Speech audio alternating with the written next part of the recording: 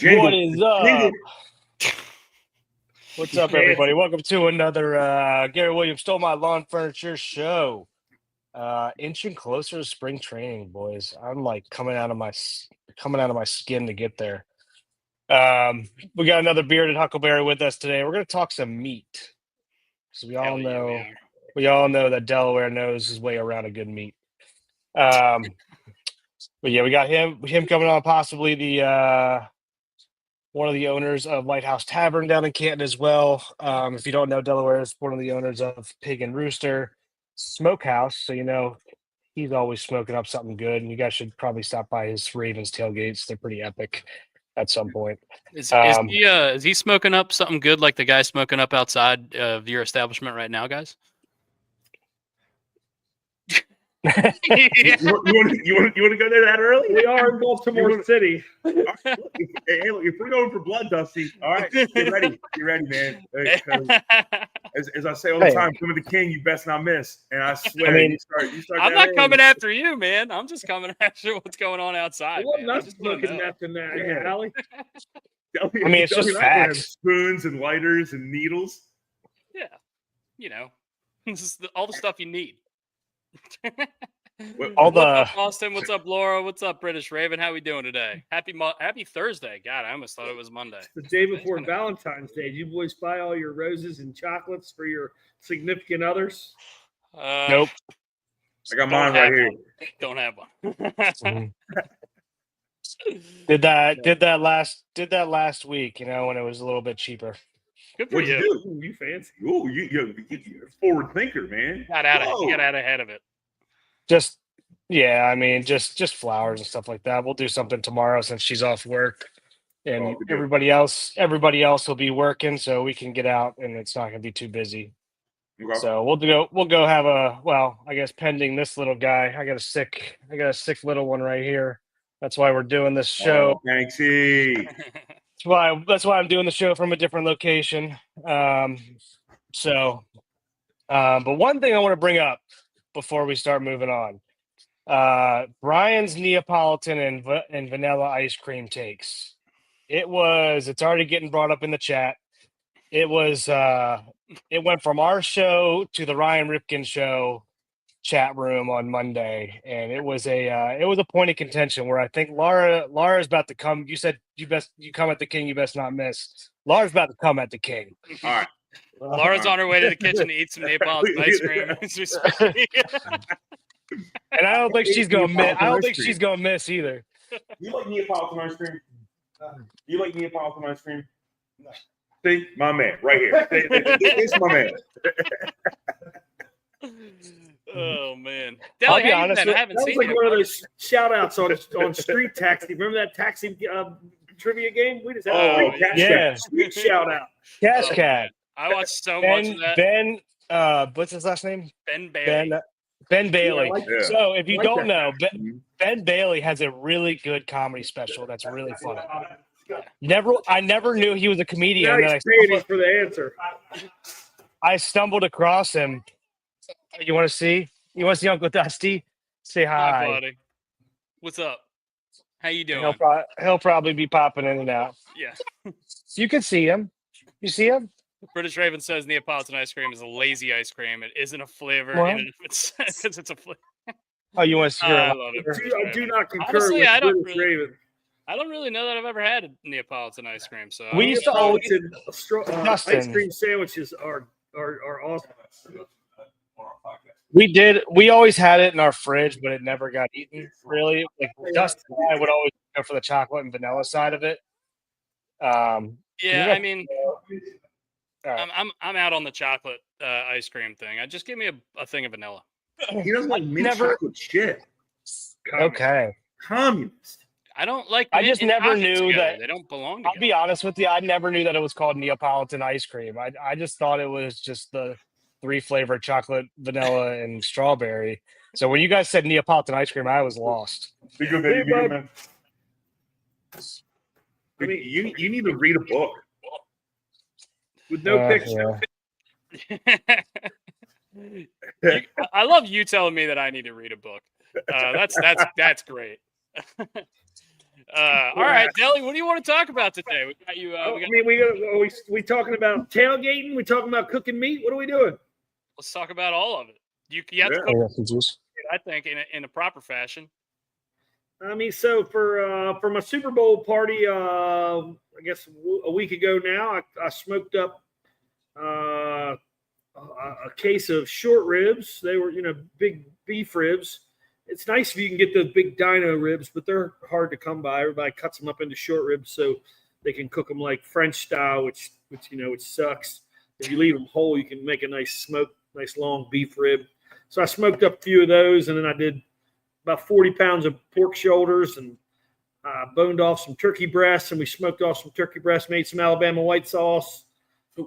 What's Alabama white sauce? Is that like a tiger sauce? No, tiger sauce is more of a Baltimore pit beef thing.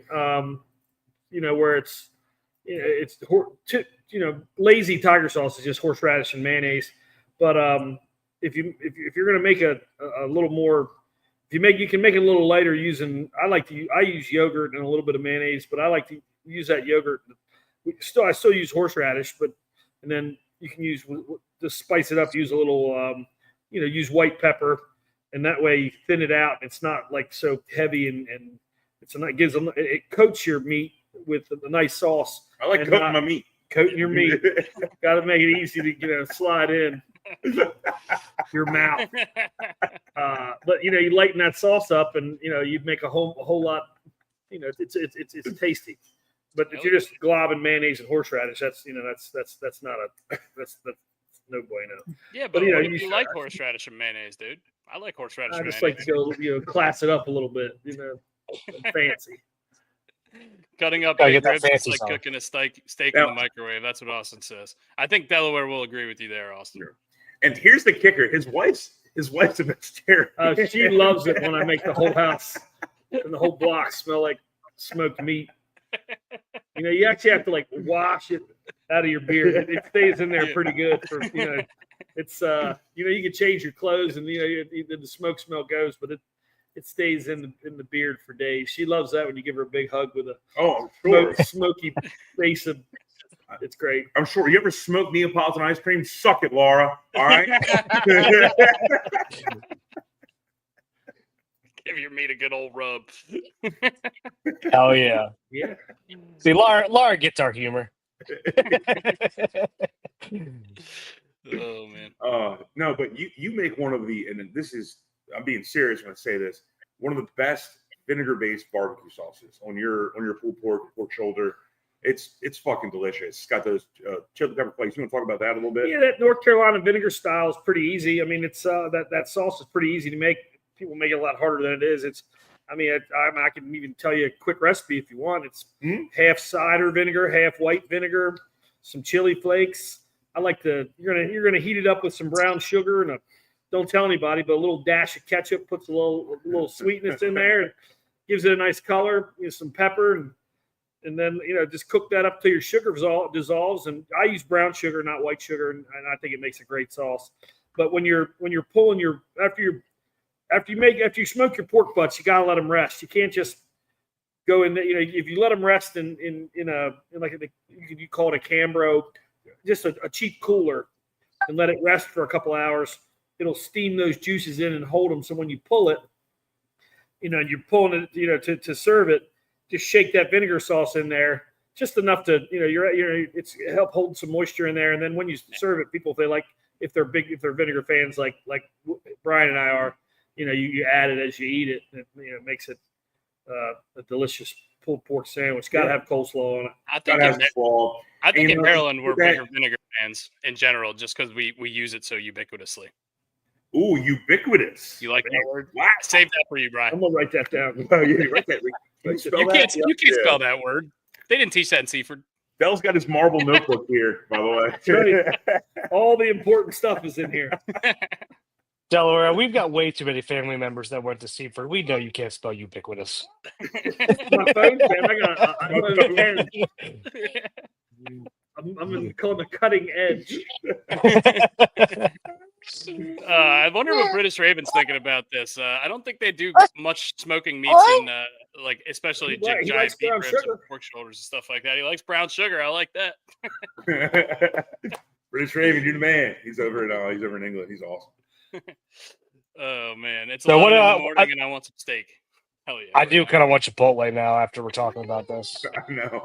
Well, why would everyone's gonna be hungry that's watching this? Speaking of, let's get Delaware's take on Mission Barbecue. I think most of the guys will know. So, British Raven might not Brian know. went to a wedding a few months back, and he texts me. He's like, "You're never gonna believe who catered this wedding reception." And I didn't even I knew exactly where he was going. I didn't wait more than a minute to respond, and I responded one word, mission. And then he asked me what I thought of that, and I responded with 3 words. I would leave. I remember this. This found its way into our text chain. I've actually Go been find to a that one. wedding that Mission catered as well, and I thought they did a pretty decent job. You know the best product they sell? Iced They tea. don't even make it. It's the jalapeno cheddar sausages. You know why it's so good? Because somebody else makes it for them. I Man, like you just that. coming from a veteran. I thought you'd like a veteran-run establishment. Oh, don't do this. Don't do this to me. I'm next to him, Brooks. Come on. Yeah. I'm just saying, I do miss dinosaur veteran barbecue when I was there. I like that his It's son. well decorated. It's very well decorated, but his youngest son. I'll let you tell the story. What Keller does. You know, I've got teenagers, so when you can get them to like do something with you, because they hate you about 13 and a half, it all goes away. They only come out for feeding. Yeah, they come out for food or when they want money, those kind of things. So it's like we're on a break. I don't know if it was summer or a vacation, but both kids were home, and I'm like, "You want to go to lunch?" And they're like, "Yeah, where do you want to go?" And they immediately were like, "Let's go to Mission." Oh man, you had to say yes, because where have I failed you as a parent? And the fact that he has to acquiesce. Oh, Big he had word. to go. Yeah. the vernacular today is The American lexicon is strong here, buddy. All right, so We didn't even put on our glasses today, did we? Huh. no, we didn't. But I have some. oh yeah, Dell's got some. But hey, to Laura's point, what's our best barbecue joints around here? I'm gonna start. I'm going Woodrow's. It's In up Baltimore? in the best barbecue joint in Baltimore. It's Heritage Smokehouse. Heritage Smokehouse for Dell. I'm going I Woodrow's. haven't even heard of this. What was the old Baltimore player Andy something? Andy Nelson. Andy Andy Nelson, Nelson. Yeah, yeah. I like that place. That place is good. No. Brooks, did you have one when you were here? I mean, I used to like Dinosaur a lot before they were only there for a Yeah, couple that years. sucks because they were pretty decent. I'll tell you a funny piece of trivia about Dinosaur. So they built it. It's like an old, their building was a reclaimed some kind of warehouse. So when they put the crane, those big smokers in with a crane, and then they did some construction. When the building got repurposed, there's 2 $15,000 smokers in the building. They just walled them off. They're in the middle. They just left them there because they couldn't get them out. They can't get them out. Can't get there. So they just left them there. They're going to be there forever. And now it's a bank. Yeah. So there's a room that's bricked off there, and they're in there. Can't use them. There's no hoods, but there's 2 really nice Country Pride smokers in. I think they're Country Prides in the wall. I'll be honest. The first rodeo we ever did, that's where we got the wings, and you was like, just get them naked. And I'm like, fuck you, get them naked. And damn, if you weren't right, man. Yeah, smoking wings is a, if you go to a restaurant and they smoke their wings, you get them, you'll know right away. You get them naked and then get your sauces, whatever you like on the side, and then dip away. But you can get a bite of just good smoked chicken. What are your favorite sides? What are your favorite sides to make? I know you're a big deviled egg guy. I don't know if that's necessarily a side, or I know we can. I have a big deviled egg guy. I don't make a great deviled egg. Make it a main dish. I don't make great deviled eggs, but I do love to eat deviled eggs. I'm not a mac and cheese guy. If somebody makes mac and cheese, I always taste it, but I would never seek out make my own mac and cheese.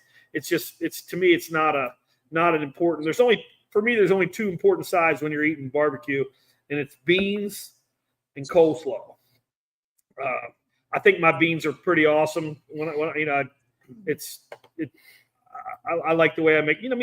Basically you're slow cooking a bunch of beans with a bunch of whatever leftover barbecue you have, and some whiskey and some sugar and some onions and peppers, and off you go. No collards, no cornbread, none of that stuff. I love all that. I just, I'm not Southern enough to make collards. I like to eat other people's collards.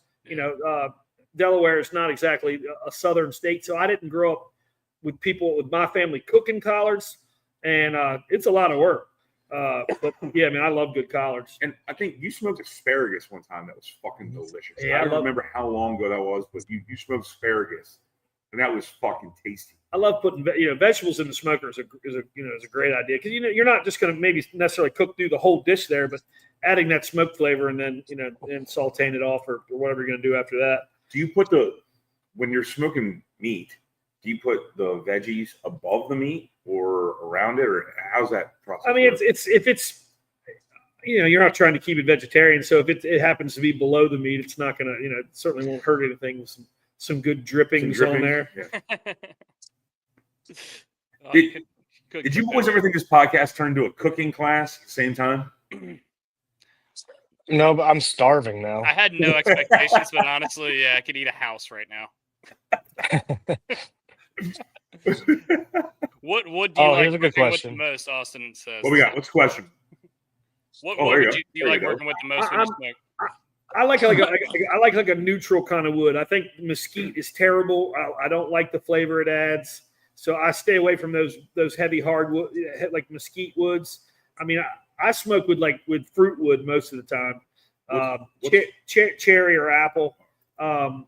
It's if you're using if you're new to the smoking game and you're using an electric smoker or the pellet smokers are all the rage. I don't know if they're nice and versatile and easy, but they're not my style. But if you're using a traditional stick smoker, you're going to burn a simple oak. In Texas, they call it post oak. They call it post oak because it's a nice, simple, straight piece of wood. So like fence post. But I'm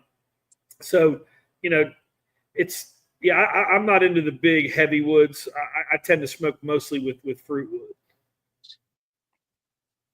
When did Heritage and that other place that you guys were talking about, Woodrow's, come into town? I don't think I heard of those when I was still living. They've been there a long time. Heritage is a very they make a lot of their own sausages. They have a lot of it's the most legitimate smokehouse that Baltimore has. Woodrow's is a little smaller joint, and right there in Mount Washington, and they've both been around. Heritage is at least 10 years old. Woodrow's is you introduced me to Woodrow's. I don't know how old Woodrow's is. It's delicious. 10, 15 years, I would be my guess. I'm not kidding. Boys, just because you have proximity, and lay of the land kind of deal is it's directly next door to Mount Washington Tavern. Like if I'm standing at the front door of Mount Washington Tavern, it's immediately to the left, right across a little side street. It's a little hole in the wall place. I think it might have 4 tables, 1 bathroom, and they have old school sodas. And look, it's pricey, but who cares? You're getting a great product.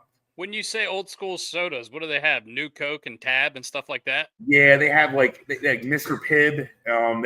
They have like pure cane sugar soda, shit like that. They have the Pennsylvania Dutch Birch beer. I love that stuff. If anyone that has Birch beer is going to get some dollars out of the pocket. All right. That's why I spent so much money at Belly Busters over the years, dude. I love that Birch beer. Love that place. The conch fritters. Oh, conch fritters are delicious. Conch fritters. Oh man. What's the craziest thing you ever smoked? I tried smoking. I tried to smoke potatoes one time, thinking I could make like a smoky potato salad. It was an epic fail. I don't know what I did wrong, but I've never tried. It was so bad, I never tried it again. You'd have to figure. I was definitely the problem, and I just gave up and threw them right in the trash and never.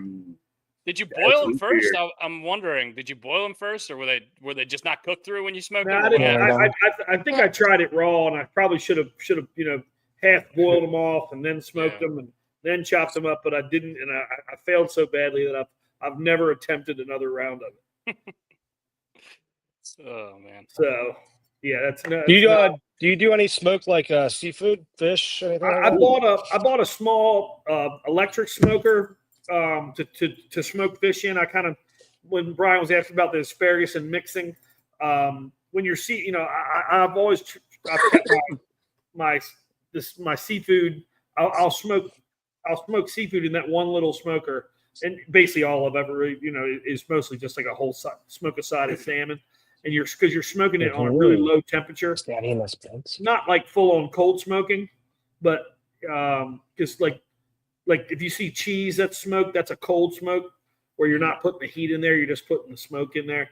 So I don't cold smoke cheese. I don't have enough space for that many machines, but yeah, I do have a small smoker that I use just for smoking salmon. What's a serious question? What's a cold smoke? I have no idea what the hell cold that smoke means. is more like traditional, like when you were preserving stuff, like if you were catching salmon, like I'm talking like a homestead style, and you caught a bunch of salmon and you wanted to preserve them, for the winter, because you don't have refrigeration, you would use what's called a cold smoker.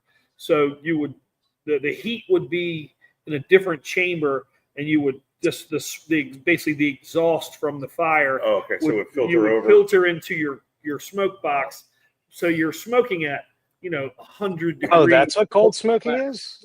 I've seen that on like the survival shows when they do that. I mean, that was when smoking was strictly a preservation technique and not a cooking style. You were doing it out of necessity to keep salmon for to keep your whatever meat, regular meat too, but that's how smoked cheese is. That after the cheese is made, it's cold smoked, meaning you're smoking it, but you're not heating it up. You're preserving it with the smoke.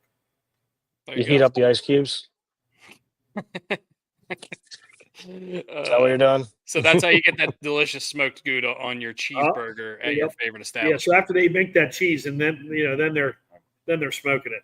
Is that similar to jerky? I think that's like a dehydrating. That's more of a dehydration thing. Dehydration, yeah. But I mean, in an old school kind of way, that's how they would preserve meats. Would be basically turning them into what is modern day jerky. So by long cold smokes, you were making jerky if they were doing it with I'm sure it was a lot of game animals, but yeah, if you were a red meat, it is a similar. The jerky is just the modern dehydrator version.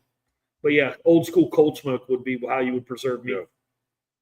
Every time you say cold smoke, I think Cold Stone. Now I want ice cream. Neapolitan.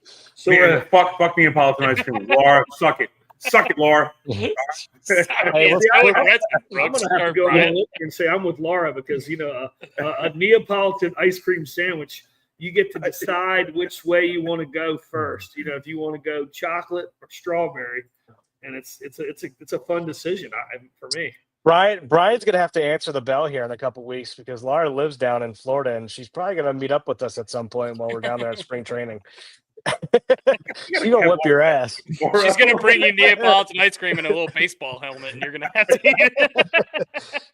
British Raven shows up in his football helmet, and I'm gonna get fucking railroaded by you guys. That is correct. What does the youngest Rothschild on screen think of Neapolitan ice cream?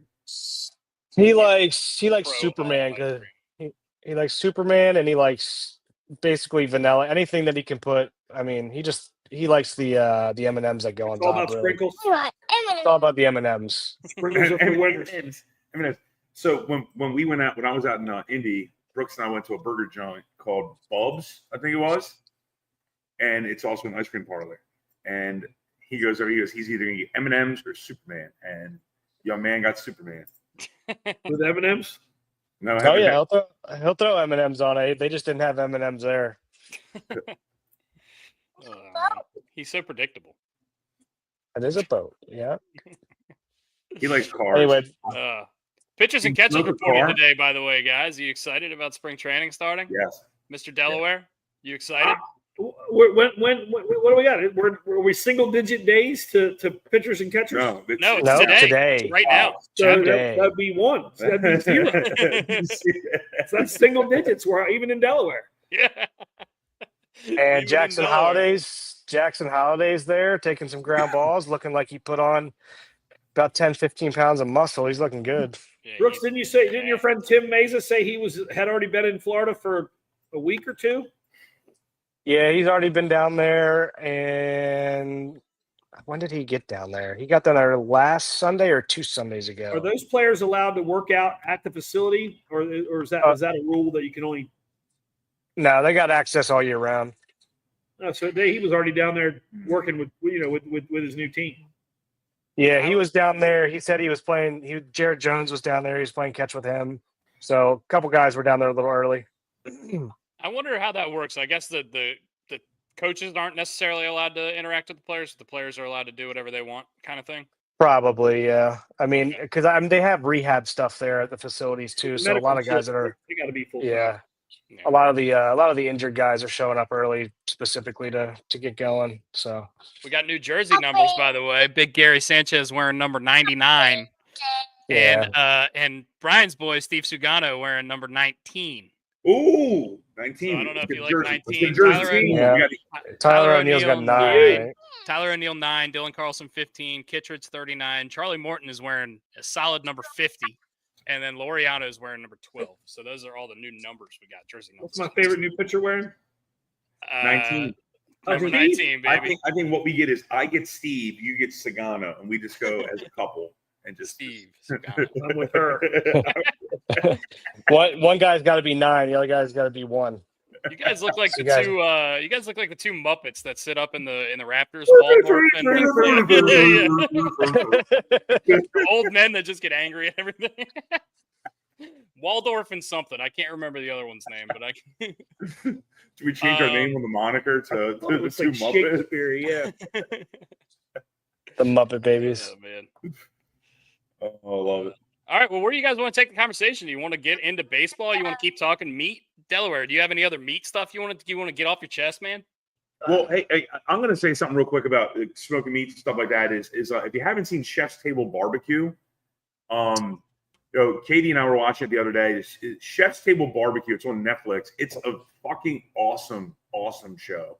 Is that like the John Favreau thing, or is that somebody else? What's that? Is it John Favreau like produced, or what is it? No, it's not John Favreau. It's definitely it's done by I forget the name of the director.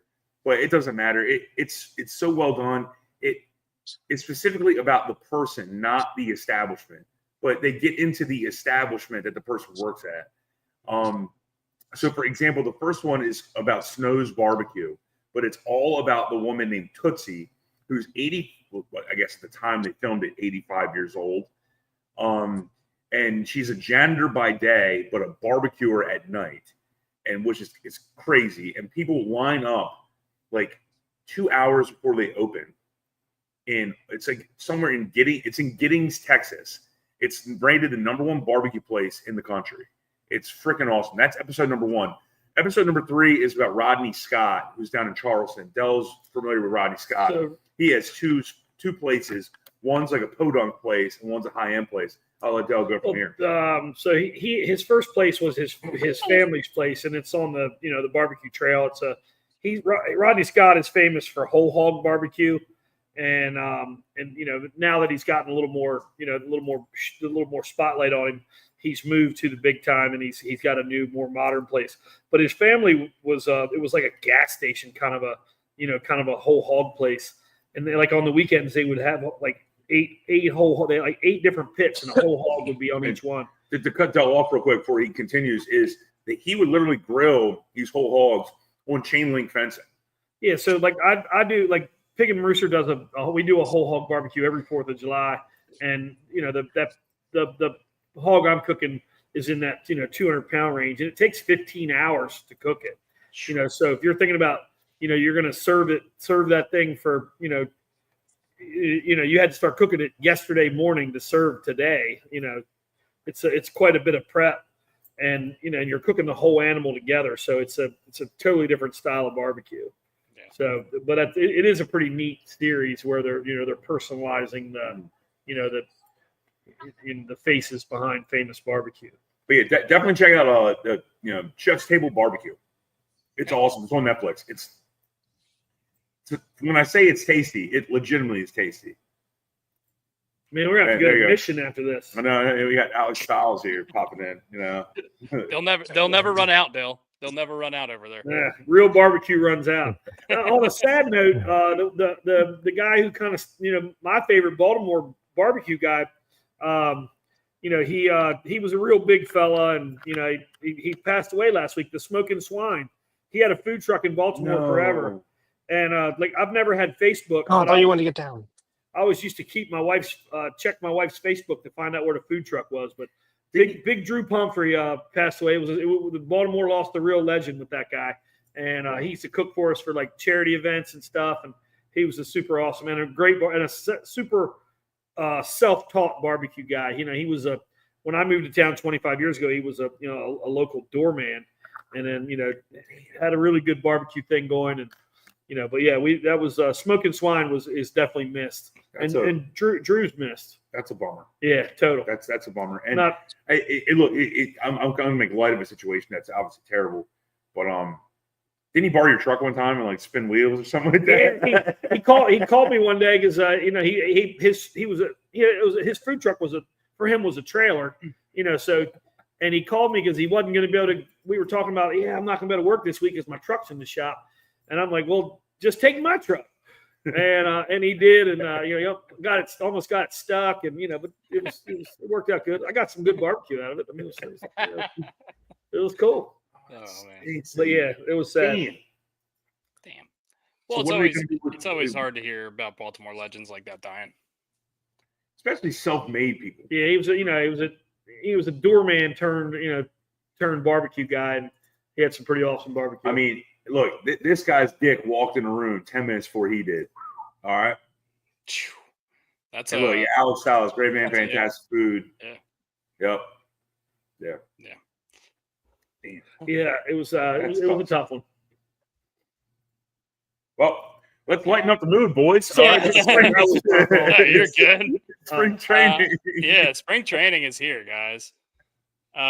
We do have the big letters back on the Orioles jerseys, which is good. I know a lot of people didn't like that last year. They went to small lettering on the jerseys. I know that's not super important. That's some important. Stuff that is important. Before we get into the Orioles stuff, Alex Bregman deal last night around midnight. I think it was late last night. Signed with Boston. Signed with our rival Boston Red Sox. 3 years. What is it? 4 years, 120. Right? 3. 3 years, 120, 40 million a year is 10 million plus more than any other team was offering. I saw that the Tigers had a 6-year, 170. There's opt-outs after each year of this contract. So if Bregman goes out and kills it this year, he can opt right back out. This seems to be a trend with these Boris guys. What do we think about this deal for the Red Sox and for Bregman? And why do we think it took so long into now pitchers and catchers are reporting today? So why do we think it took so long for this to get done? Brooks, I go mean, ahead. I think he was just waiting. Honestly, he was probably waiting for the same annual return that he got, but he didn't get it anywhere else but here for more years. But I mean, this is about as good as you can get, I think, from him from his side of the ball. So is Boris mean- having a better year this year than he had last year? I don't think he could have gotten worse. Oh. That's for sure. I mean, $10 million raise Yeah. for a vet. That's a pretty big raise. Yeah, for sure. Yeah, don't love that he's going in our division. I think he makes Boston a whole hell of a lot better, and that he makes that team a lot scarier. But we were gonna. That He team- was in the American League. You were gonna face him in the playoffs. He coming from a good team to a good team. So For sure. we'll For see. sure. But we have to face him a whole lot more now. Yeah. 13 times as opposed to 6. I mean, that's And it that's not turns Boston into another team that we really, I mean, not that we didn't have to worry about them, but turns them into a legitimate team that we need to like keep an eye out for. Yeah, and all indications Um, are as of now, at least, are that Bregman will be starting at second base for them. Devers is going to be staying at third. Casas is going to be staying at first. Obviously, they could make a move if they wanted to move off Casas and move Devers to first and play Bregman at third. They could, but Bregman's a great athlete, so I can't imagine he'll have trouble. He already said that he was willing to move to second base. So Why keep Devers at third? He's a terrible defender. They don't have anywhere else to put him. First, They could, but they had Tristan Casas. I mean, he's one of the best 3 or 4 hitters in their lineup. put him at second. Put him at DH. He's like 6'6", dude. He can't play second base. I know. I'm joking with that. Sure, I'm maybe he could. I'm joking with that comment, but shit. I mean, Devers is a terrible third baseman. I don't necessarily agree with this, Birdland, and maybe we can see. I don't know. It's good for their lineup, yeah. We'll see. It depends on how good Bregman is at second base, but I do tend to agree with Brian here. They're kind of out of spots on the infield to hide people, and at some point, this defensive, if it's going to be a problem defensively, it's going to rear its head. I would say sooner than later. Can I just say something real fast that has nothing to do with baseball other than an actual ball? Boom Boom Birdland, that is one of the best logos I've ever seen, where the baseball is part of the microphone. That is delicious in terms of, we're talking barbecue. Yeah. that is a great logo. Yeah. Great job, Boom Boom. We like that. Also, I want some Boom Boom shrimp. I thought it was Bang Bang Shrimp. It's Bang Bang Shrimp, dickhead. There's Boom Boom Shrimp, Bang Bang Shrimp, doesn't matter. It depends on where you go. I think it's called Boom Boom Sauce. Boom Boom Sauce on Bang Bang Shrimp. Who cares? Same thing. The alliteration today is just running wild. I mean, the amount of long, strenuous words. Ubiquitous. Ubiquitous. Nick Pivetta also got a deal with the Padres that looks really weird on paper. It's a $1 million salary for this year. And then $19 million next year, $14 million the year after, and $18 million the year after that. So the Padres really just saying, basically, we don't have any money this year.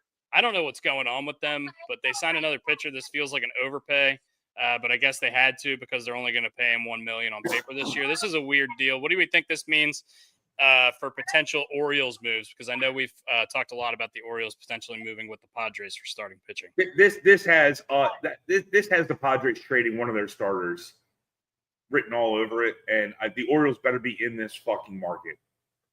They have to be. Padres said a few minutes ago they're keeping King and Cease this season. Yeah, but we've heard teams say stuff a lot. What they're saying and what they're actually doing, I mean, are not exactly, It's true. And as we've all talked about before, the Orioles now, this new regime, it moves in secret. So I don't really, Pigtown, this is not a shot at you. I don't believe any of that shit you just said right there, because the Orioles could be behind the scenes, just absolutely running show. And he's just saying like what is getting. That's what they're publicly saying, Yeah, I'm sure the Dallas Mavericks were publicly saying we're never going to trade Luka Doncic. We all see how that worked out. We're going to bring that up in every. I'm going to bring it up in every podcast. In horse racing, they have before the big races, they have a meeting called the Liars Brunch. So where all the owners get together and they tell lies about their horses. It's some things might be true and some things are definitely not. Alex Styles asks, you trading Westy Mayo or Basayo for a 1-year cease rental? Absolutely not. Get Westy's name out of your mouth here, by the way. Westy's not going anywhere for anything. But yeah, we're not trading any of those big name players, especially for a 1-year rental. Alex, I wouldn't recommend trying to sell beer to Delaware Dave at Pig and Rooster for a while after that statement. He's writing it down in his marble notebook right now. You just made the list. No, I think he's just. Question for you, if about Basayo. So if you think he's in our major league plans, and do the Orioles trade our starting catcher because Basayo's cheaper and you can make a deal? I mean, it's obviously you're not going to be able to pay, but one of them's got to go eventually. Not necessarily. Basayo it seems like it's more of a first baseman than a catcher anyway. Okay. I think he's got a hose, but I think there's questions about his blocking and that kind of stuff. I think they like him more as a stick than a defensive guy. And I don't, and Adley also is- Adley's still under team control. He's not that expensive yet either. So you have to. Yeah, but if you're trying to make a blockbuster trade for a major starter and you've got another catcher, and from what I've read that they think Basayo is going to be in Baltimore by the end of the season. If you're looking for a blockbuster trade piece and you've got another catcher coming, you've got your veteran, to work with Basayo. If you were trying to make a major move, Rutschman's your piece. Well, here's the thing. Rutschman's going to move to there we first go. at some point. So Zach saying Rutschman's the plans that they have for Rutschman is for him to move to first at some point. So is this like a Joe Mauer kind of situation? And I'm basically asking Pigtown, who's not on here. Is this like a Joe Mauer situation where we move Rutschman to first base and then Basayo catches? Probably, and you got to think that Creed Willems is still down there too, who is also could be a very huge trade piece as well. Or if we decide that's the guy we want to keep, and not Rutschman or Basayo, however which way they want to go with this in the long scheme. So I just don't know what they're going to do. Creed Willems is a hell of a player too. I mean, we have to remember that. So there's a bunch of different ways you can go. This is Mounty's last year. So that's going to open up first base. So Hearn's only a 1-year deal. So it's going to be, there's going to be a lot of ways you can go with this thing here. In my opinion, but back to the Padres thing. I know everyone was hell bent on the Padres asking for Westy or Mayo or Basayo. I mean, of course they're going to come out and ask for that. I don't blame them one bit. Obviously, we're going to. Why not? Obviously, we're going to say that. We're going to say we're going to hang up the phone basically. And okay, hold on. And but yeah, I mean, them saying that they're going to keep him for the whole season, I could see them keeping him to start the season and see where the season goes. And they're going to get more value for those guys at the trade deadline. Mm-hmm. So I don't blame them for saying that. Just keep the leverage in their court, at least what people think. So I'm not that surprised, I guess. I would love to go get King since we got another year control since they extended him. But did they extend him or did they give him extend him and give him an opt-out so he's basically the same contract? I have no idea. No. That's something I need. I think he went on mute before he finished the sentence there. But anyway, look, Pigtown says Adley has to, or Basayo is a better defensive catcher. I don't necessarily know if that's true. I think Adley had a couple really good seasons behind the plate, and then last year had a pretty bad one. And we all kind of know that Adley was hurt last year based on his performance down the stretch, hitting-wise specifically. So I'm not reading too much into Adley's defensive stats last year. It was an ARB extension per Pigtown, so that makes sense. King. For King, sorry, yeah. Sorry, we're all over the place here, talking about trades and talking about all this stuff. But yeah, I mean, it's just exciting getting back to talking about Orioles baseball again, seeing Rakabako Twitter just every 2 minutes he's tweeting something that Elias said. It's really nice to see. It is nice to see Jackson Holliday putting on 10, 15 pounds of muscle, it looks like, in the offseason. We do know now that it looks like Jorge Mateo is unlikely for the opening day roster based on his injury. He's running sprints, so I think he's back to most of the way there. But if he's a little bit behind schedule, he's probably going to be more of a bench guy this year anyway. I mean, he can run sprints with a hurt elbow. That's true. We can put him out there, and he could be our Terrence Gore, the guy who has more stolen bases.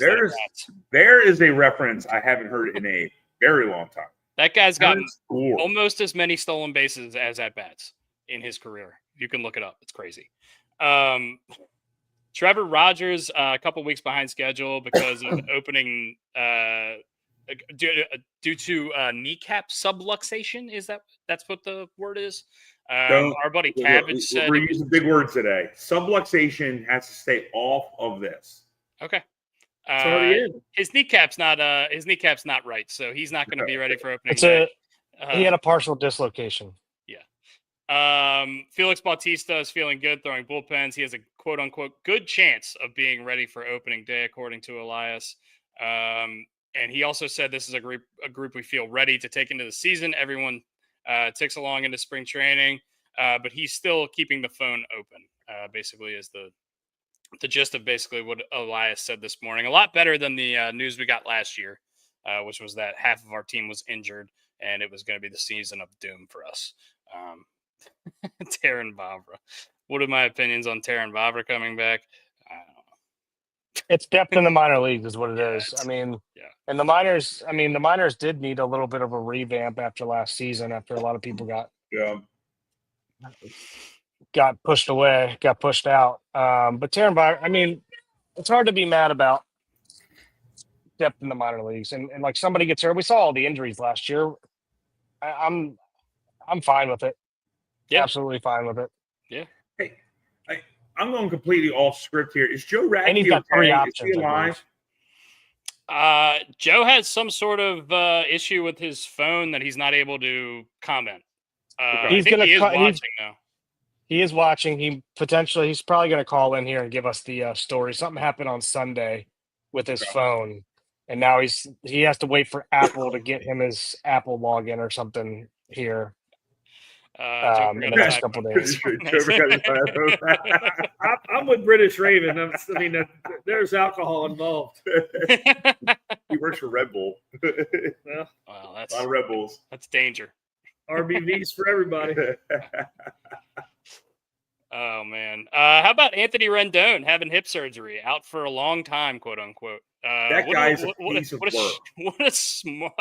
What a just a smudge on the face of baseball that guy is. Well, I mean, in the words of milking money out of an organization, this guy takes the cake. Like Steven Strasburg wishes he could feel his right hand and feel a baseball and still throw. Anthony Rendon doesn't want to feel a baseball and can, and is milking $300 million out of the Anaheim Angels. I put on our group chat a couple weeks ago. Dugout Report on Instagram posted from 1942 to 1946. Ted Williams missed 300 games. That was 3 full seasons. He was in flying airplanes in combat missions. For the same span of time, Mr. Rendon has missed 257 games, all in the confines of the United States, collecting massive amounts of money. 7 years, $245 million worth of money. One guy was flying a plane in combat. The other guy is sitting in a penthouse collecting cash. To change the subject on that one, or to take a segue, if you've never seen the video of Ted Williams talking about crash landing, he flew jets in Korea. This is a At great the story. very beginning Great of story. jets in the military. He was flying jets in Korea. They're freezing cold. He's bleeding out of his ears. And the interview has another pilot talking about it. He's going to land, and his landing gear won't come down. And he's telling the story, and he tells this story about, he's like, I've never really thought about baseball, talking to God about baseball, but he refers to himself in the third person, and he says, if you could help just get old Teddy Ballgame on the ground. So go find that interview. It's easily YouTubeable. It's an amazing it's interview. Unreal. And what he also says in the same interview that Dell neglected to mention is during the landing where he can't get his landing gear down, he thought about ejecting, but he realized that if he pulled the ejection handles, he would have broken both of his legs because he was so tall, and he knew he'd never be able to play baseball again. So he just risked it and just went and landed with no landing gear. It's a wild interview. That's a baseball guy. And then there's another pilot talking about, wingmanning him down to the ground and not knowing that it's, Ted Williams. It's just another, fellow pilot, fellow aviator. And it's an awesome interview. So I suggest you find it. And that's a tough cuss. That's probably the toughest son-of-a-bitch that I can remember in baseball. Him or Augie Garrido. I know Brooks has got a hard on for Augie Garrido. I know. Remember that last All-Star game where they had Ted Williams on the field? 1999.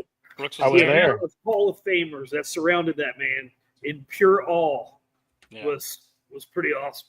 That was my Tony first Gwynn. All-Star game. I was sitting in center field for that. Were you really? Wow, That's awesome. that's unbelievable. I didn't know it was your first one. I knew you went to a ton of All-Star games. I didn't know you went that was your first one. That's awesome. Where was that? Boston.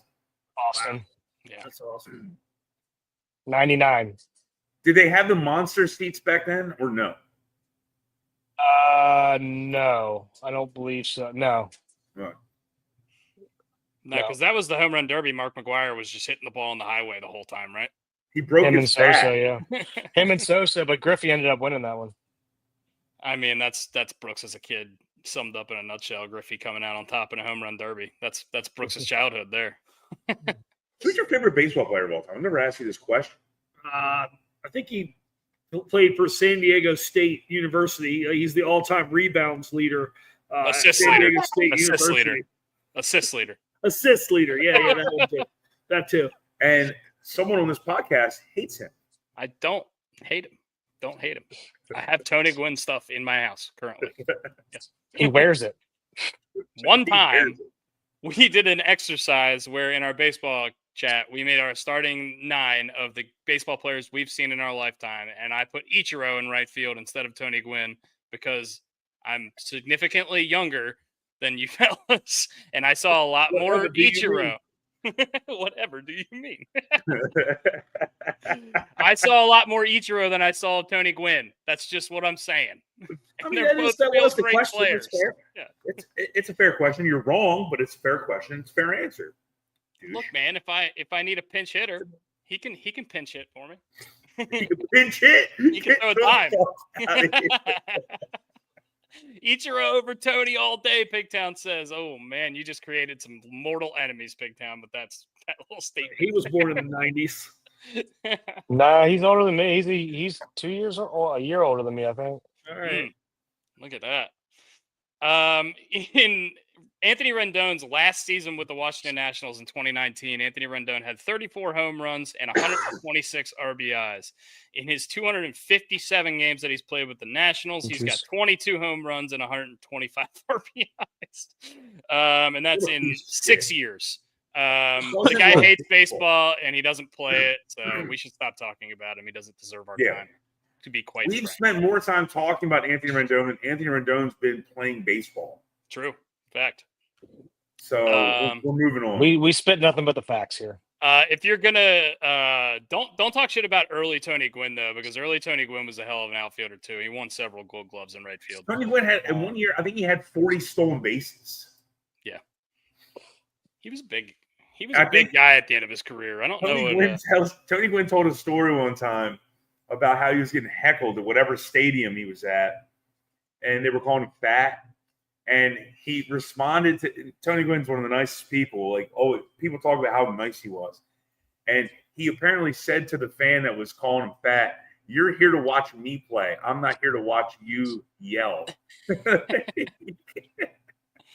4-time Gold Glover, by the way. Yeah. Yeah, Tony Gwynn had a season with 56 stolen bases. Yeah, there you go. He also had another season with 40. I still love the story where career batting average of 338 is. I could tell Tony Gwynn stories all day, but the one that always sticks in my brain is he used the same bat for an entire year, and then that same bat he used in spring training, and he broke it on the bat, and It was the strike year. he carried the bat down first base with him like it was like his child. He's running. Like it was Wonder Boy. The bat. It was the year after the strike year. He's running up the line. He hits a grounder and it breaks the bat. As he breaks out of the box, he stops, and all the trainers come running out because they think he's hurt. He stopped and walked back and picked up the bat because he was so heartbroken that this bat broke. What was his batting average the strike year? He like all of the at-bats. 394, I think. It was that Strike bat year the is entire year. The strike year is 94, correct? Yep. Yeah, I think he batted 394. Yeah, he was hitting 394 through 110 games. So that was the bat for that entire season. So, That's crazy. man. or A little bit of Orioles news with Rock Kabako. I mean, he tweeted this a while ago. So there's a lot of position players that camp early, including Love that. Gunnar, Mateo, Vavra, Mayo, Bradfield, Gordon, Holiday, Kerstead, Beavers, Kauser, and Westberg.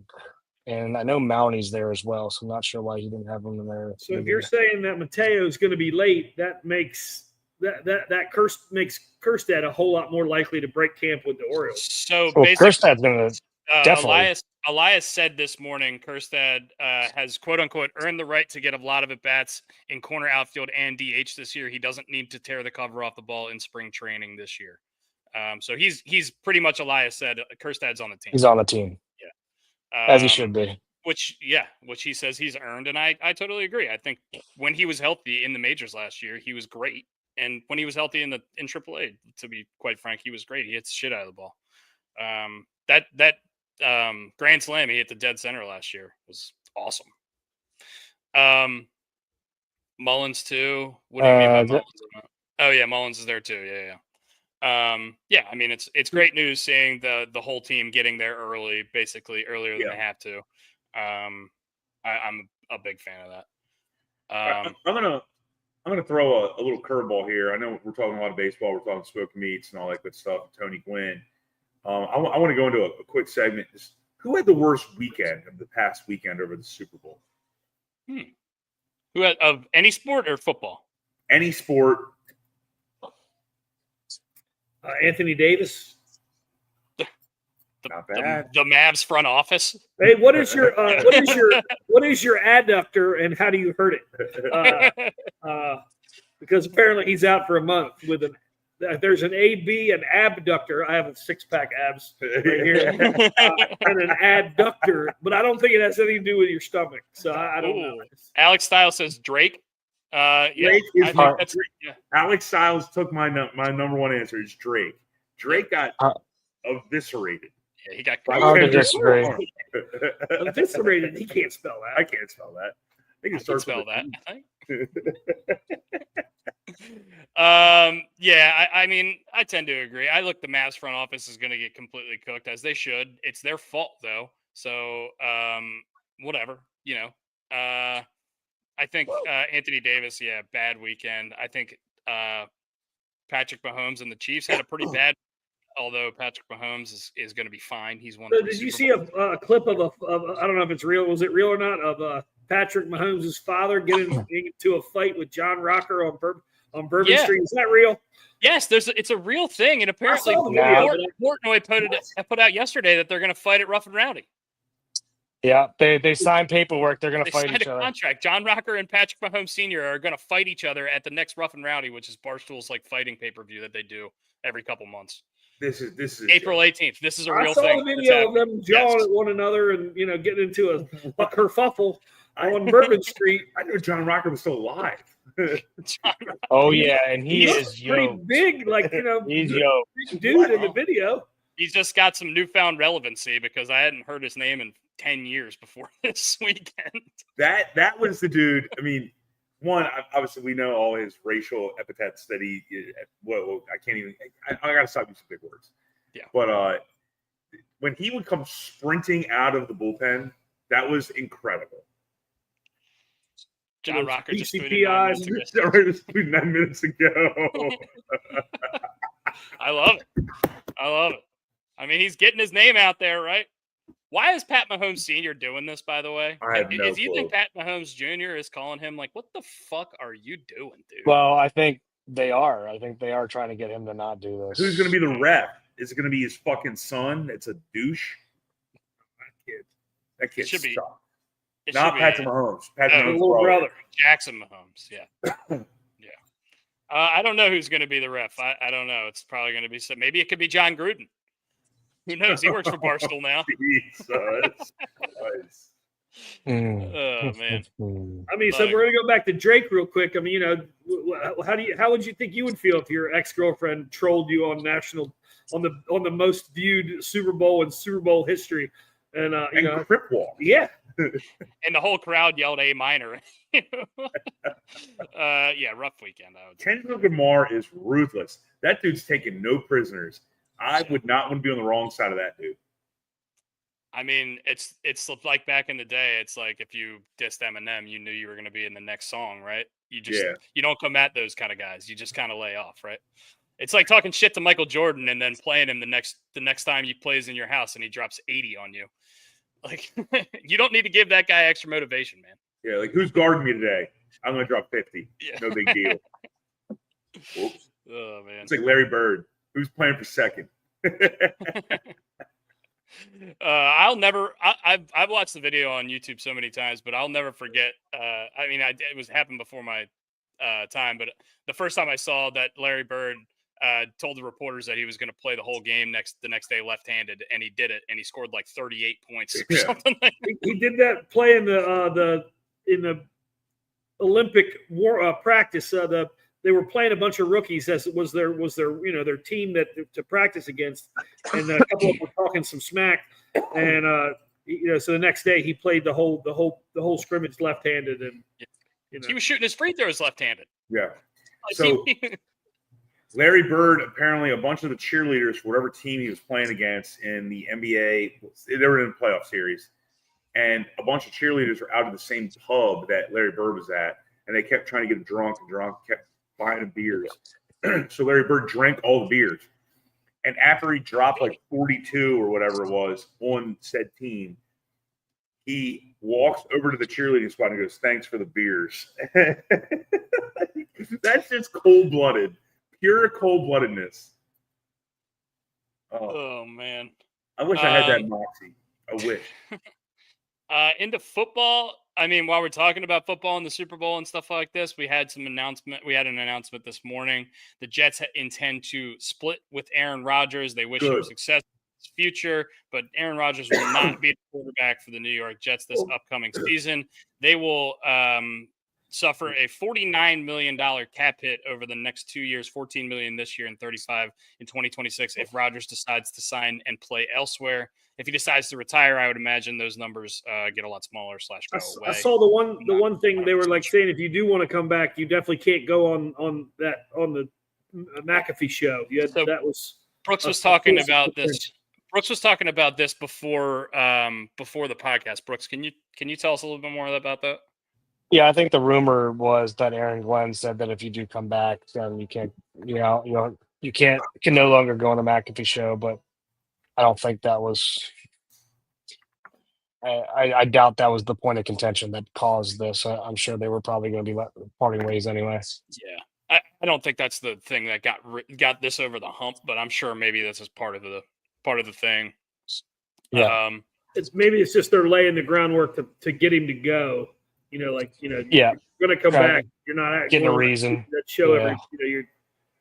It's just to change the narrative of how you're going to act here. Yeah. Speaking about how people one act, other thing for football before we move on.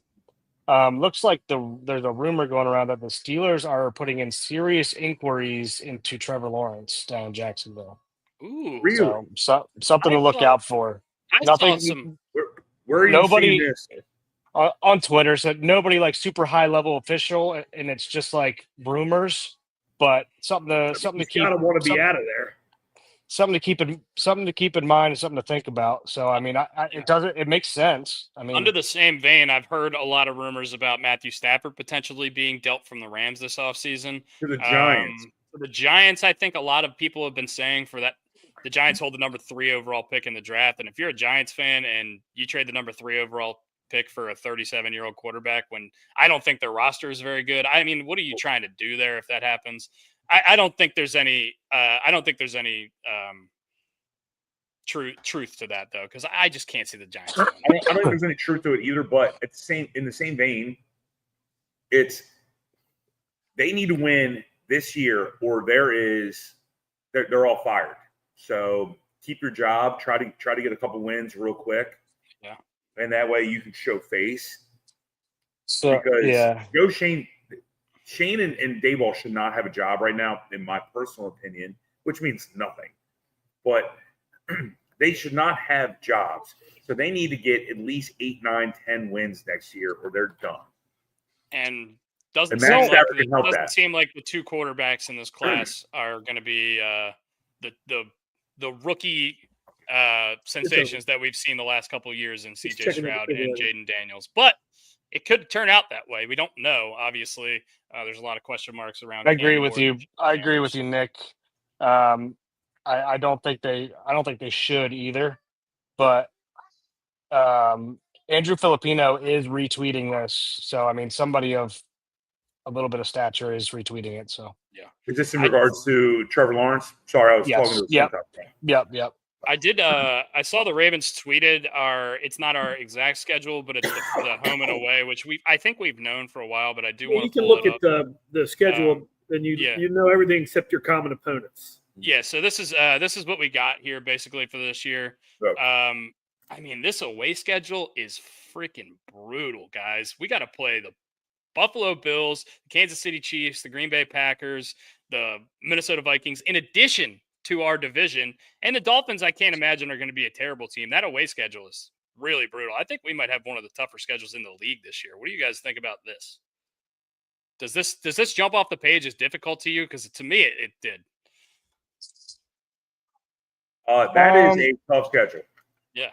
I just think all those road games are, I mean, there's not a single easy win in that road schedule. But I think your home schedule is a whole lot easier. So, if you can win more home games than away games, you're still a playoff team because the Jets are going to stink. The Patriots are not going to be that much better. The Bears are still the Bears. So, I mean, but yeah, that road schedule looks challenging. It's going to be tough, man. It's going to be tough.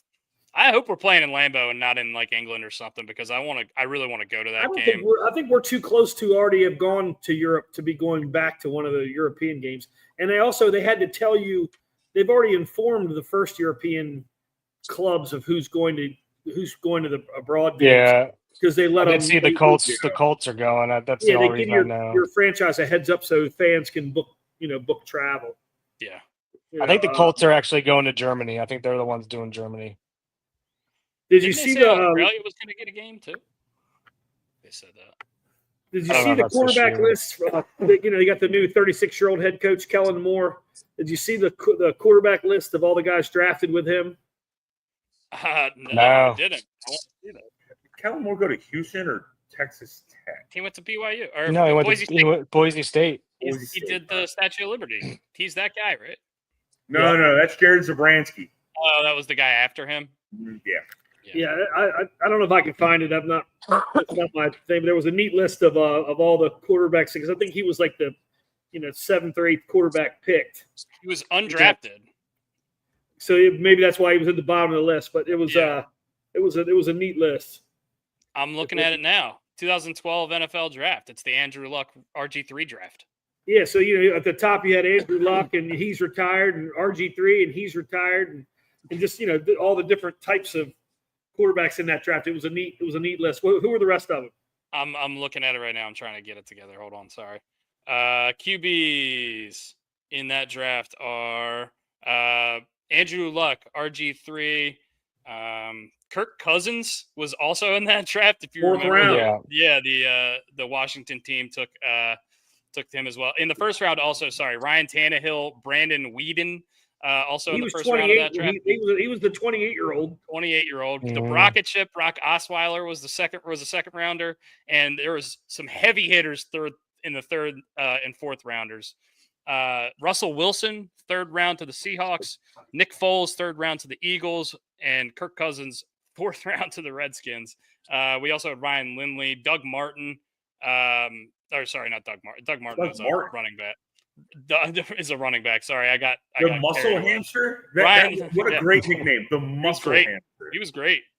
He was taken behind Trent Richardson. Trent Richardson, number 3 overall pick. God, that did not age well. But anyway, I just thought it was interesting looking at that Ravens schedule. I thought it was. I thought it was particularly tough. From a fan standpoint, it looks like a really good year for. I try to get to at least one road game outside the division every year. And it's a really great choice of games this year. Yeah, we got to do Lambeau. Going to Lambeau. We got to go Lambeau. It's. I've never been to KC. So there's a. I heard they have good barbecue. Dude, they're. If you want to jump back to barbecue, so how some cities, when you travel, enforce the 4-hour rule on tailgating. Well, Baltimore does not enforce it really strictly. Well, some cities like New England and Kansas City force it like down to the minute. So these guys for tailgating in Kansas City, they roll into line at 2-3 in the morning, and they got their pit, either on a trailer or in the back of their trucks, cooking. They're smoking meat in their truck, waiting in line like overnight. So when the tailgate opens, they just roll in and they're rocking and rolling. So, but They're there'll ready be to like serve. the whole night before, there'll be a line, a mile of trucks with smokers running, and I'm told it's quite a sight. I think we take a show on the road, boys, to either Lambeau or KC. I'd be down for that. I mean, Yeah, I've been talking I'm about in. it since I found out we were going to Lambeau this year. I've been talking about it with a lot of my friends. I've never been there. I want to go. No doubt. The only thing I've heard about Lambeau is that you got to fly into somewhere and then drive like an hour and a Yeah, half well, to get It's there. hard, like Buffalo. Have you been there? I've never been, but It's in a neighborhood. We almost went, and I looked into the logistics of it. Basically, you got to stay in Milwaukee because Lambeau's like in Catonsville with no town, Yeah. with no Baltimore next to it. Like, there's literally a neighborhood you can walk to if you live in the neighborhood to the stadium, like right Does there. Milwaukee have beer? Yes. They have been known to make some beer in Milwaukee. Do they brew it? Does Dusty like beer? I like beer. I like beer. I like beer. Dusty I like like beer. cheese too. I heard they like cheese up there in Wisconsin. I'm a big fan of it. We can get some spotted cow. Spotted cow. Yeah. We could cold smoke some cheeses with Oh, Delaware. Dusty took notes today. Yeah, man, look at this. Didn't I took mental notes. Yeah. And I guarantee you it's wide ruled paper and he's writing. Yeah. It'd be pretty sweet though if like we could get like an Airbnb. I don't know if they do this or not, but in those neighborhoods around there, if we could get like an Airbnb there and just have the tailgate at the freaking Oh, house. I like that. So Open there the used to garage be a- door and just call it a day. Like those people like rent out their yard for tailgates. So you Yeah. tailgate in someone's yard, and most of them will have like a bathroom in their garage, and it's a full-on tailgate area. And you just right in somebody's yard across the street from the stadium. So Yeah, I we gotta see. got to hook that up. We got to make a plan. We got to make plans. Hopefully, it's earlier in the season. Well, maybe if it's later in the season, whatever. That's football weather. Kind of want it to be cold. Yeah, I You want want it to be cold. How cold? Like bitter cold? Yeah, I want bitter cold. I like cold. I want freezing. I want my beer to freeze. You but- want but I hand drink it warmers? fast enough. You want hand warmers in both of your shoes and I want in hand your warmers in gloves. my pants. Yeah. Oh man. Yeah, it's and it's in like Buffalo, same thing. So after the game, because I hear the fans, the Buffalo fans are just the most welcoming fans in the whole NFL. They bring you in and it's so obviously they want to win, but it's similarly like Green Bay. It's so far out of town. So after the game, you got to get 40 minutes to where you're going to be staying back to Buffalo. So Yeah, when we had Ryan Ripken on, he was saying like everybody there, like obviously they want their team to win, but they want you to enjoy the experience while you're there as well. So like they're super inviting. They want you to come back. They're there for they're like, this is the community. This is the football community. Let's all have a good time.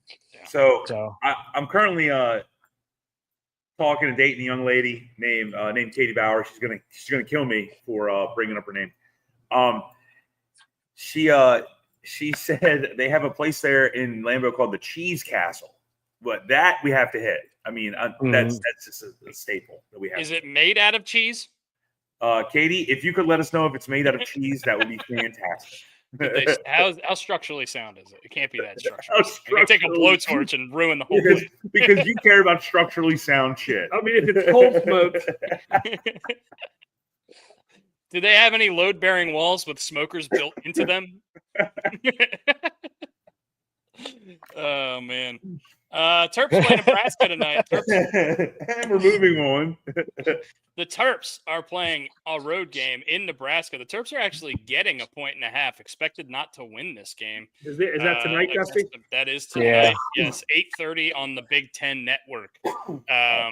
So yeah, that's a big game, big road game. I think we're due for I mean, I guess not.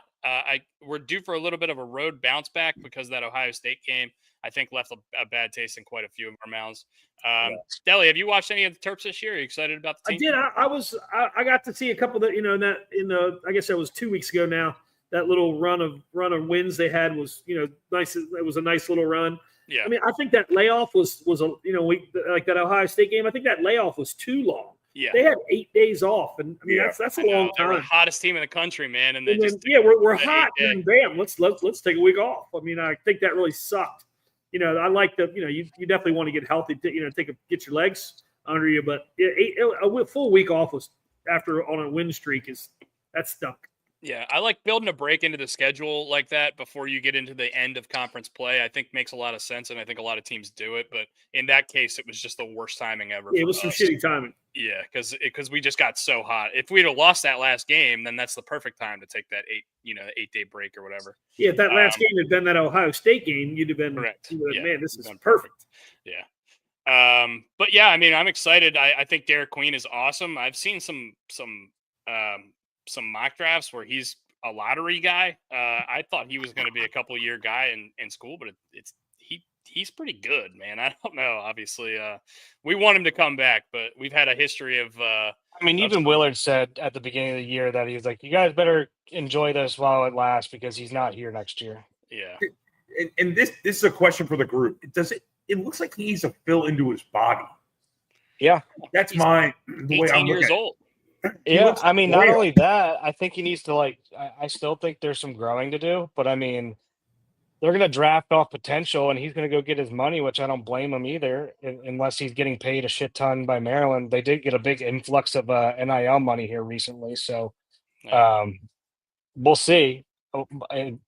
But I don't blame him for going if he does. I mean, the one thing I knock him for is that I wish he was a little stronger down below. Sometimes he wants to fade away with a lot of shit, but he's good at it. But when he's not hitting on it, then it's like, all right, we need to change something up. That's kind of how basketball is now, though. They don't grind in there as much as they used to. It's more of the I know, but he's good. He's good at it. I think that's my point. Is if he grows into his body, he could go up strong and go forward instead of going backwards in regards to fading away. And I understand what you're saying, Brooksy. In regards to that game now, fadeaway jumpers, stuff like that. But basketball is cyclical. Like, I mean, the age of the big man is going to come back in some way, shape, or form at some point. We saw it a lot the last couple of years with Edey. Edey played a different brand of basketball than all of these Big Ten bigs are used to seeing because Edey was so much bigger and he just beat the shit out of everyone. And it reminded me a lot of like a real old school center. But that's just not the way the game is played too often anymore. And maybe it will come back around, like you're saying. In Maryland, we have a history of losing these big men after their freshman year, regardless of whether we think they're ready or not. Chris Wilcox comes to mind. Jordan Williams comes to mind. Yeah, Diamond Stone, I think. Diamond Stone's playing in Mongolia. Yeah, Jalen Smith. Jalen Smith is still getting paid in the NBA. I saw Alex Len just signed with the Lakers, by the way. Yeah, good for him. Jalen Smith's playing pretty decent in the NBA. Yeah, so is Alex Len. Alex Len didn't leave early though. Alex Len was there for a couple of years. Yeah. I remember as a freshman at Maryland, Alex Len was there, and the first time I saw him on campus, it was the first time I'd ever seen anybody that was that like freakishly tall, and I couldn't believe it. Like I was walking behind the guy to go into the student union, and he had to like duck under the doors to get in. I mean, the guy's like a straight up 7'1", 7'2", and I'd just never seen anybody like that in real life. What do we got here? Castle. The Cheese Castle. It looks to be made out of cheese. There's ham on there now.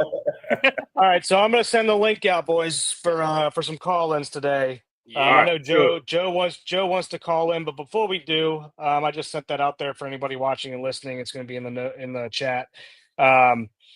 We are going to be going down to spring training March 3rd through the 8th. Keep a lookout for that. We are going to be live for a lot of that stuff down there.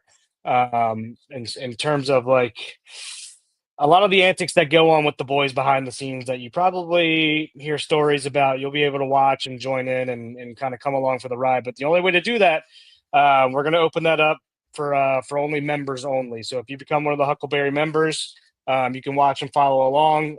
To become a member, it's $2.99. It's a freaking coffee. So, if you want to follow along, become a member. We'll also be live on a ton of other stuff as well, obviously. But if you want to see some more of the R-rated antics, come join us. Come join the Huckleberries, and you'll be able to follow along, and it'll be a good time. Trust me, it always is. So, We got some. I sent that out. I'm gonna send it to Joe. I know Joe wants to call in and give us his story about his phone because apparently it's a good one. Yeah. So we'll see him pop up here soon. But You're gonna love yeah, this. He's got um, back every time. Bracabaka just tweeted Tyler Wells is playing catch, says his elbow feels great. No timetable for return yet. Okay. Jorge Mateo says his brace came off his elbow 3 months ago. He hasn't given up on opening day, although it seems like Mike Elias has, because he said earlier, like we said, it doesn't seem like Mateo is going to be ready for opening day. So we'll see. Obviously, he wants to play. Elias is going to be a little bit more precautious with him. It makes sense. Jorge Mateo says he's going to miss beating Anthony Santander in chess in the locker room. That's a little funny little thing there. I think we need to. This is something just a forward think, boys. We need to come up with a win total. Whoever's closest, whoever's the furthest away from the win total, has to have some sort of repercussion. I think the over and under right now is like 90. I thought it was 91 and a half. Yeah, we'll have to do it closer to the season more than more likely. You got to see who makes the roster. If any injuries happen during spring training, it's too early to do that now. But 17-1 for the World Series as of right now.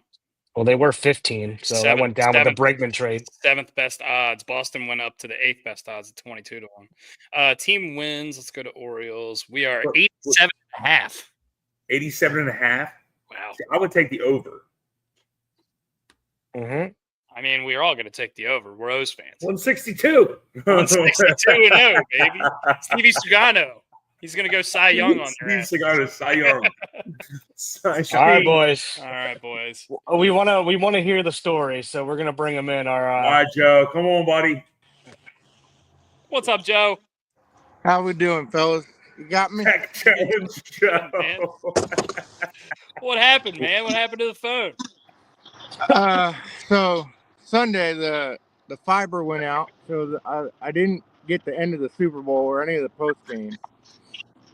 And then I tried to log in on the phone, and Apple decided that phone didn't want to work anymore.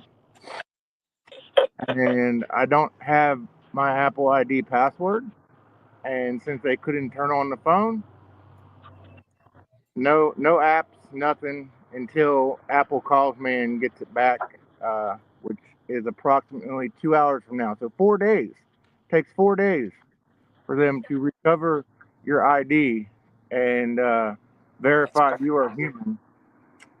And so we had to go Verizon on Monday, get the new phone, extra bill I didn't really want, but you know. And then the stove went out on Sunday, so that was stove? Yeah, the stove, and we've needed a new stove for a while, but it finally met its demise.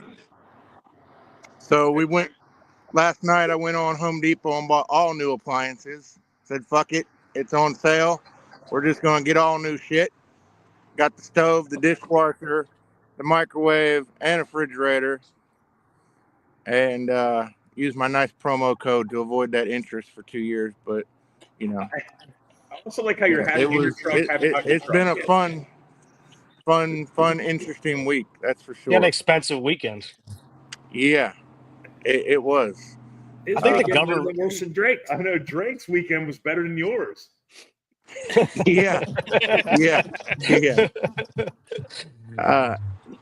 Between you and Nick, aka British Raven, if anybody doesn't know who Nick is, I think the government's coming after you guys. I mean, his iPad straight up exploded. He said.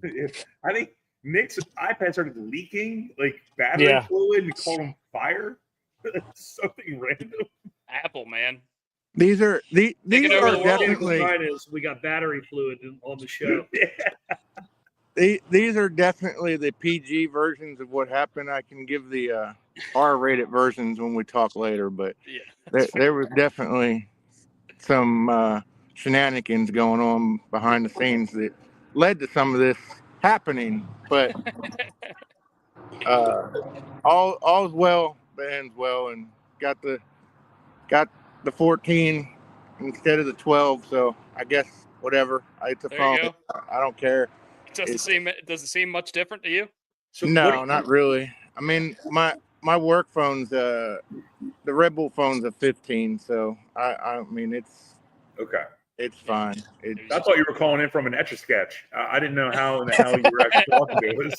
No, I had to copy. I had to copy and paste the link though to the browser because when I clicked the text from Brooks, it wouldn't even bring it up. It's like, no, we don't know who you are. You can't use this function yet. Jesus. It's ridiculous. ridiculous, but hey. So yeah, I was able to log in and use my browser on like Discord and YouTube and stuff, but I didn't even bother trying to do it with Instagram and Facebook. And it's been nice. That car. I think your wheels might fall off the minute you get in. They just like just go Don't do off. that. Don't do that to him. Don't jinx it. It's been nice to disconnect for a few days, though. It's been kind of pleasant and just. By the way, Joe, while you're doing this, while you're talking, Dell's buying new wedding rings. I am. I lost one yesterday. I only got one left. So, and I don't buy them. My wife buys them. Everything's coming apart right now. Dell's losing wedding rings. Brooks, keep yours on your hand, please. It's okay. My dad doesn't have a wedding ring because over the years he's lost 5 of them. So my mom said, "Fuck it, I'm not buying you anymore." That's why I buy them made out of silicone, and they get yucky. You throw them in the trash and pull a new one out. Yeah. But I'm down to the last one, so I just sent the link to my wife, and if she wants me to wear one, she will purchase new ones. Send a link to Joe. He'll get it off his Light Bright, and then he'll send it to his Etch-a-Sketch. And then he'll send His Light Bright. What year are you in? What? Joe, Jesus. Joe, I you want got to any say. Arkansas facts? Or you go ahead. Say whatever you got to say first. I want to say Neapolitan ice cream is disgusting. Thank you, Joe. Thank I mean, I don't know what it's for someone that can't make a fucking decision. That's all it is. And I mean, not to throw shade or nothing, but it's You're lucky. Laura had to drop out to go to a training, or else she'd be coming for your ass. Oh yeah, Yeah, And, by the way, boys, I believe that. Alex Styles, He Alex would. Styles, who's been commenting in the chat, is walking in the Coming building in right hot. now. Look at it. Over here in the middle. Over Over here. Come on. Yeah, and Go ahead, Joe. KC barbecue it's good, but I don't like Kansas City people, so fuck them. Well, they had a Carolina rough weekend, barbecue. man. Carolina barbecue sauce is where it's at. Oh yeah, I agree with you. That vinegar and brown sugar, and that's where it's at. Less We have a molasses, restaurant. more vinegar. Joe, you I have have a a- good question, man. I have a restaurant that's right behind me. I got one right behind me that does all you can eat on Tuesdays. You can go in there and get all the ribs you want and the sides you want, and everything for $22. And I work late on Tuesday, so I very rarely get a chance to go. But when I do, they see me coming. No drink, just bring me the ribs. Just bring me the racks, baby. That's Texas barbecue is underrated. I like Texas barbecue as well. Yeah, Texas barbecue's good, but their chili's garbage. Put beans in chili, you retards. Joe's coming in hot today. He's had a lot of pent up opinions over the last couple of days that he hasn't been able to get out. Yeah. And British Raven just said there's too man. many men in the room. I guess he's just, and none of us know how to change a light bulb. That's weird as shit.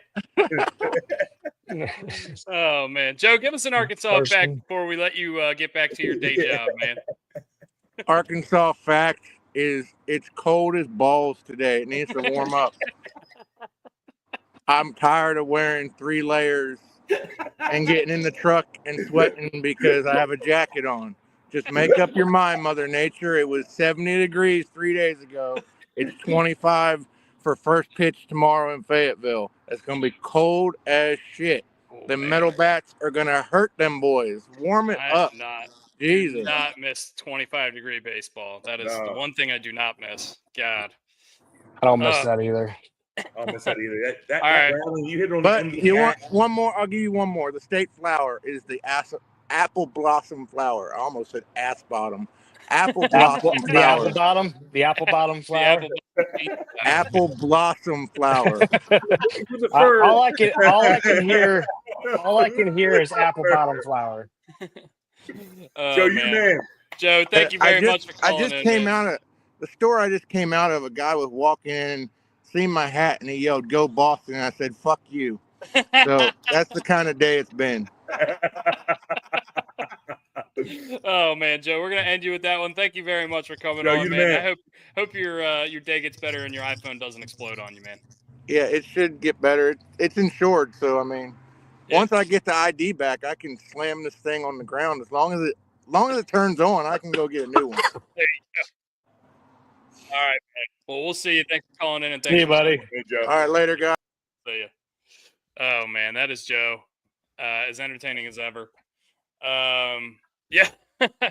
What's Now up, we got Alex? Alex here. Haven't seen you Alex, in a while. How you doing, buddy? So this cat went to how many games last year? 67. 60. He attended 67 home games. Love it. Love that. I mean, that's star Nice mile status. walks and ballpark from the house. Makes it nice and easy. Perfect. Star Right. status. 67 home games. And he sells beer. Hello. Are you going to be partaking in any value menu shenanigans this upcoming season? Are you excited about the value menu? Oh, absolutely. $5 cans of beer. That's actually worth buying. $15 24 ounce or not. Yeah, Hey, when I'm there's- out on that. Yeah. It's a And really you sell beer, so you even know the price points are crazy. 13, 49, something like that. What are you most excited for this year with the Orioles? Who are you most excited to see? Any of the new players? Any players that are coming back that you think are going to have a big breakout? I think the bullpen as a whole. I think it's getting overshadowed by everyone complaining about the rotation, how it looks right now. But it's probably the best bullpen I can remember for 10 years. Wow. Okay. We're going to see Bautista if he comes back healthy. Obviously, that's a big question mark. But if Cano can keep up and stop his slide he's done the last 2 seasons. But Are you worried about the lack of maybe lefty depth because Coulomb left at all? no, not at all. Go pull up Keegan Aikens' baseball savant page. He's fantastic. Granted, he also had the lowest leverage guy out of anyone in that bullpen, but you still got CNL, who doesn't give up a home run, gets his ground balls. He knows Walker was up. And then Gregory Soto, again, quietly ended the season absolutely fantastically last year. So Yeah. There you go. We have to get him on with Pigtown. Like this is rambling off. Like I mean, this is amazing. Well, hell yeah, dude. We're excited to have you joining the show a lot more now. We thank you very much for this. Awesome. All right, let's bring him in. We got another guest coming in here. Who is it? Dusty, you're controlling it. Hey guys, how you Oh, doing? He's got a belt. A rare sighting with me on the iPhone. Oh yeah. What's up? What belt is that? This is the ECW belt. The ECW Championship. Holy Yeah. shit! Are you the champ? See him. Unfortunately, yes, because I have a very long injury list, so it makes sense. Are you calling in from a phone because Joe doesn't have one? Yes. I love it. Oh man, That is awesome. Nick, are Are you you a an- baseball fan at all? Do you understand what we're talking about? The shocking thing is, I didn't miss a baseball game last year. Really? Really? Yeah, I watched every game, even though some of them ended at 7 a.m. my time. Jesus, man. Wow, that's dedication, man. It is, Holy shit. I can't even stay up for some of it. which is the shock, really. Hell yeah. I'm surprised you Oh, guys don't. Nick, you haven't fallen since we've last seen you, right? Because the last time we talked to you, you were slipping and sliding on ice outside. Thankfully, there's no ice. It's still quite cold. I mean, it's not as cold as Arkansas, but yeah. Yeah, it's snowing here right now. Oh, Snowing It's in like Indiana ready- right now. Is it So, actually But No, Nick, what do you do during football season? Like, what do you watch? You just watch baseball, or do you watch Premier League soccer? Like, what do you do? See, I'm a soccer fan primarily, but I mean, baseball will be taking up a lot of my time this year. So Who's your soccer team? I'm a huge Liverpool fan. Liverpool. Actually, if Oh, I okay. turn this way, I have a signed jersey on the wall. Hold on. Yeah. There's a lot that you don't see in this room, actually. Well, we don't want to see the second. We don't want to see the second swing, Nick. All right. That's behind this door here. But yeah. You don't want to go behind door number 1. What do you got there? So are we ECW over a WWE fan? I have a signed WWE spinner belt, but that's for another day. Oh wow, think we're we're- just wrestling fans here. Hell yeah. Yeah. We're working on getting a next year for our fantasy league. Well, this year actually, we're getting it made. Our championship belt made for the winner needs to. It's getting made for Drew here soon. Yeah. So Yeah. It's not a belt, it's a championship title, Brooks. Get it right. it's a title. You don't. It doesn't hold up your pants. I get it. I don't know, but it might not hold up your pants, but it may censor your manhood should your pants fall down. Fair. I'll tell you what. Your partner probably loves that when you walk in with just that on. She does not. Always As a love- man that is never over use 300 me pounds as in weight, my partner. Looks like my roommate. I self-censor. Oh. That's Oh, awesome. man.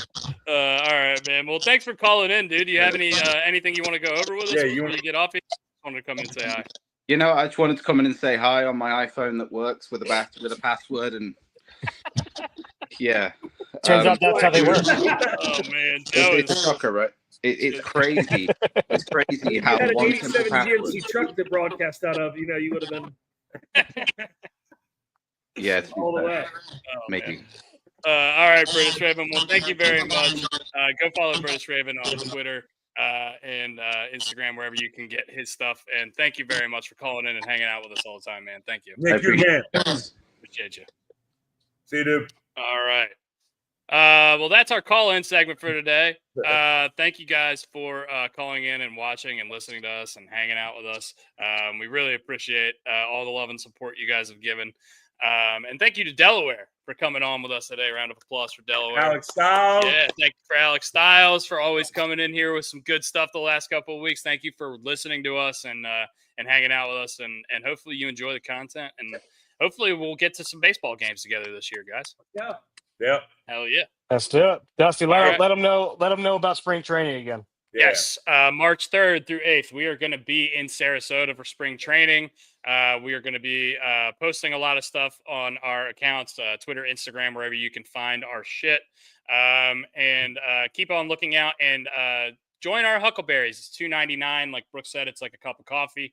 And we're going to be doing some more R-rated stuff on that side, some more stuff that we can't exactly put out all over the internet because we've been known to get a little rambunctious when we have some alcohol in our systems. Our resident bartender, Mr. Delaware Dave, has seen our all of our drunken states. So it's pretty fun, right, Del? Yeah, I'm in. But yeah, anyway, March 3rd through 8th. Yeah, come check us out wherever you get, your podcast stuff. We'll be on it. Twitter, Instagram, YouTube, Spotify, whatever. But yeah, thanks for talking to us today, guys. Thanks for hanging out with us. And pitchers and catchers are back, and it's Orioles baseball season. I'm ready. Hey, this without a doubt. I'm just going to say this now. This has been without a doubt my favorite podcast we've ever done. Having all the boys here, just having a good time, enjoying each other. Neapolitan ice cream still sucks. Suck it, Laura. And like you said, people that can't make decisions, like Joe said, Neapolitan ice cream blows. Mint chocolate chip all day. What's your favorite ice cream? Ooh, cookie dough all day. Cookie Please dough? say Neapolitan. Damn it. Missed opportunity there. Well, as I started this podcast in the shower, and now look at me here.